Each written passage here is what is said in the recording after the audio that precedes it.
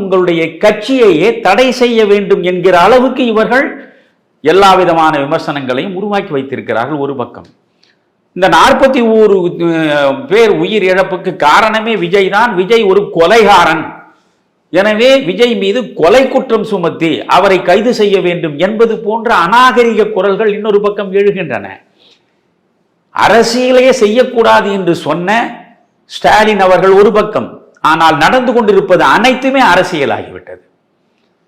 எப்படியாவது இதை வைத்து தாவேகாவை முடக்கி விடுவது, விஜயை அந்த பனையூர் வீட்டிலிருந்து வெளியே வராமல் பார்த்து கொள்வது என்று இன்றைக்கு நடக்கக்கூடிய செயல்களை பார்க்கும்போது அதற்கெல்லாம் இடம் கொடுக்கிற வகையில் இவரும் உட்கார்ந்து கொண்டிருக்கிறார். இப்பொழுதுதான் புஷி ஆனந்த் வந்திருக்கிறார். புஷி ஆனந்த் இதுவரையில் எங்கே இருந்தார்?